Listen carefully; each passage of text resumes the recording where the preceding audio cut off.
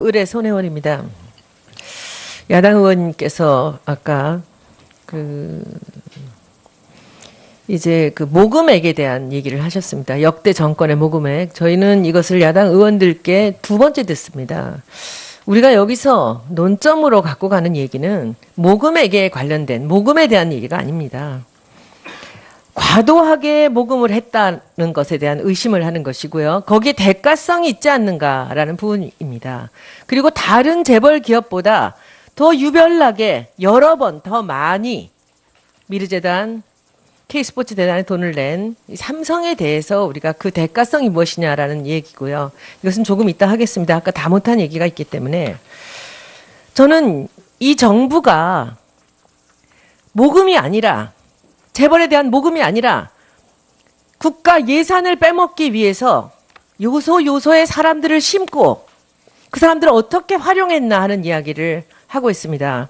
윤태용 실장님, 다시 한번 여쭤보겠습니다. 누가 보냈습니까? 문체부로. 저는 누가 보낸 것이 아니고요. 2014년 10월경에 제가 기획재정부에 근무할 때 제가 상당히 고참 국장이었습니다. 근데 저희 동기 후배가 다 차관급으로 승진해서 그때 전체적으로 부처 간에 고공단이기 때문에 다른 부처에서도 한번 일해볼 수 있는 스스로 기회가 가셨습니까? 그래서? 그렇지 않았습니다. 저에게 여러 가지 옵션이 있었습니다. 해외를 가든지 민간을 가든지 당으로 가든지. 물어본 제가 잘못인 것 같습니다. 문체부 요청으로 기재부 직원이 상식적으로 옮길 수 있는가? 이것은 아마 여러분들이 더 잘 아실 것입니다. 이 날짜를 한번 보시겠습니다. 2014년 10월에 윤태용 실장님 오셨고요. 11월에 홍상표 전 콘텐츠진흥원장이 임기 4개월을 남겨놓고 그만둡니다. 그 다음에 12월에 송성각 콘텐츠진흥원장이 옵니다. 제가 한번 보여드릴게요. 송성각 원장 이력서 1차 심사 먼저 보여주세요.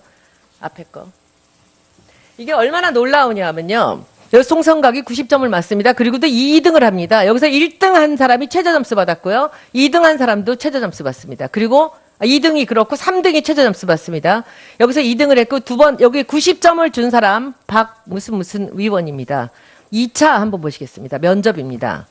여기선 똑같은 박 의원이 97점을 주는데요. 1차에서 1등한 사람 최저점수 줬고요. 86점. 끝에서 두 번째입니다. 그리고 2등한 사람. 1차 면접에서 2등한 사람한테 85, 86 둘 다 최저점수 줍니다. 위에 75 하나 더 있군요. 그리고 송성각 원장이 97점을 맞아서 결과로 몇 등 했게요? 3등 했습니다. 그리고 이 사람이 컨텐츠 진흥원장이 됩니다. 그런데 저 박 국장 누군지 아시죠? 윤 실장님?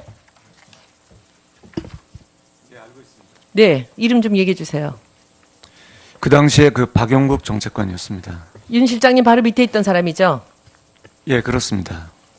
이 사람이 가서 저렇게 점수를 줍니다. 그리고 송성각이 12월에 콘텐츠 진흥원장으로 옵니다. 그리고 아까 제가 말씀드렸듯이 예산이 오르기 시작합니다.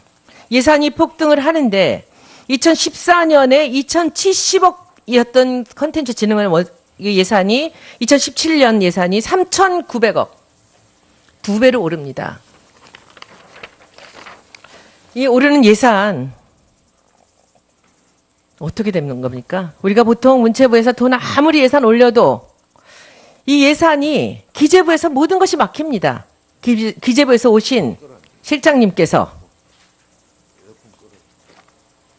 이 절대 불가한 이런 예산들을 2배로 1,000억대 예산이 올라가는 것을 우리가 어떻게 이해해야 합니까? 이 그림들 맞춰보면 최순실 차은택의 문화체육관광부 산하 이 컨텐츠 진흥원을 통해 국고를 빼돌리려는 전략입니다. 그리고 이 컨텐츠라는 단어는 여러분들이 앞으로 자주 만날 것입니다. 이번에 국정조사 기간 동안에 이 컨텐츠라는 단어가 문체부에서 어떻게 활용될지 제가 낱낱이 보여드리겠습니다. 그리고 700억 정도 미르재단의 그 모금 정도가 이들의 목표가 아니었다는 것도 제가 보여드리겠습니다. 그리고 이 문체부 감사, 자체 감사 생각 없으십니까? 장관님?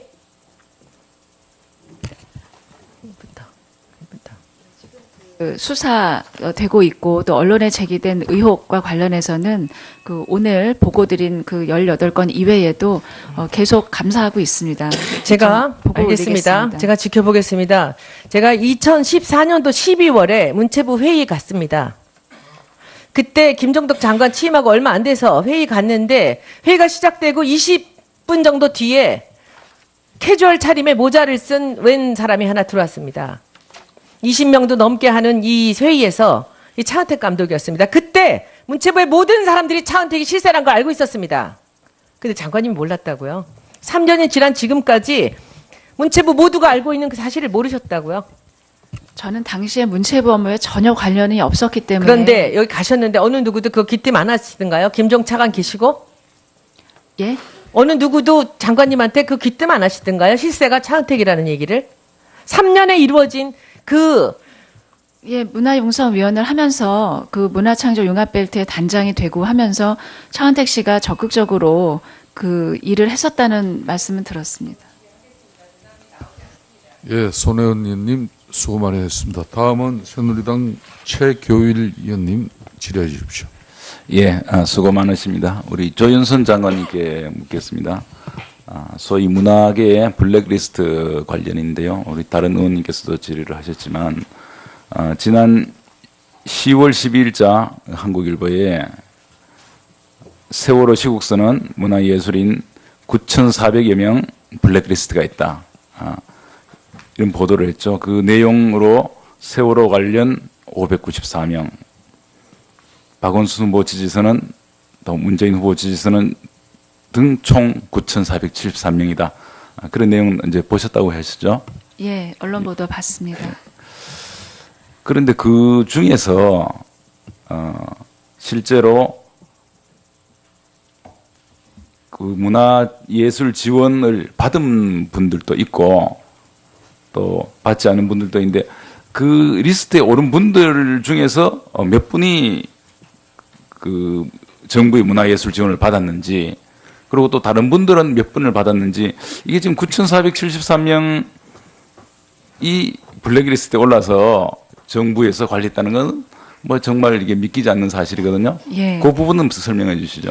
예, 그 국정감사에서도 이제 설명을 올렸습니다만, 이 언론사에서 제기된 그 목록은, 이 분류는 사실은 인터넷에서는 누구나 검색이 가능한 거기 때문에 그걸 리스트로 만들어서 관리한다는 것 자체가 상식에 맞지 않았고, 또 의원님 질문하신 데 대해서 답변을 드리자면, 거기 9,400여 명이 있는 분 중에 이 문제가 제기되는 2014년 중반부터 지금까지 거의 600명에 가까운 분들이 지원을 받았습니다.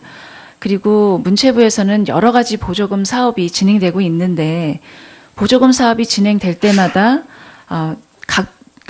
그 개별적인 의사 결정으로 그 소위 리스트에 있다고 하는 사람들이 수십 명이 이 보조금 사업의 대상이 돼서 결정이 되어 왔습니다. 그래서 지금 그런 점을 설명을 이제 쭉 사실관계를 확인해 보면 도대체 이게 어디서 시작이 돼서 어떻게 집행이 되고 알겠습니다. 예. 그러니까 이게 인터넷에서도 확인할 수 있는 그 명단이 그대로 언론에 보도된 것이다.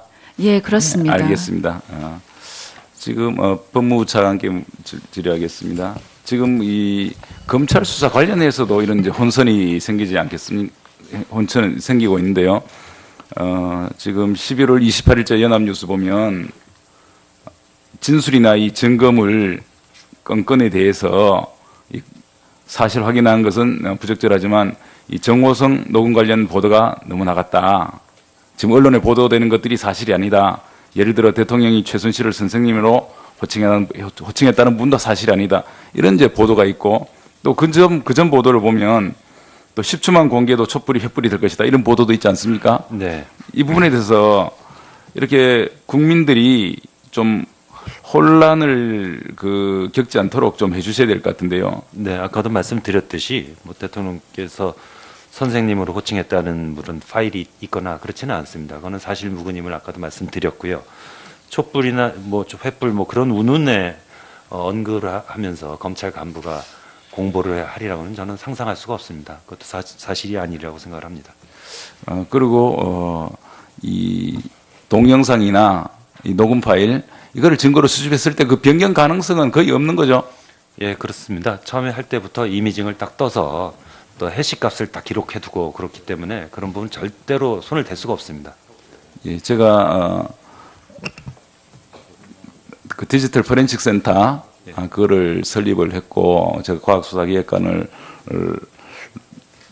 또 하고 이제 중앙검사장으로 있으면서 여러 가지 큰 사건을 수사를 했습니다만은 사실 그 이 증거물은 제일 말단 수사관부터 접촉을 하게 됩니다. 제일 증거물을 수집하면 이제 분석을 DFC 대검의 디지털 포렌식 센터의 기술자들이 하게 되고 그 자료를 수사관이 받고 검사, 부장검사, 차장검사, 검사장 순으로 보고를 받기 때문에 그 과정에서 변경될 가능성이 전혀 없음에도 불구하고 자꾸 이런 의혹을 사기 때문에 예. 그런 부분에 대해서는 좀 확실히 대응을 해 주시기를 부탁을 드립니다. 예, 평소에 좀 많이 알려야 될 것 같다는 생각이 듭니다. 예, 이상입니다. 예, 최교일님 수고 많으셨습니다. 다음은 국민의당 김경진 위원님 질의해 주십시오.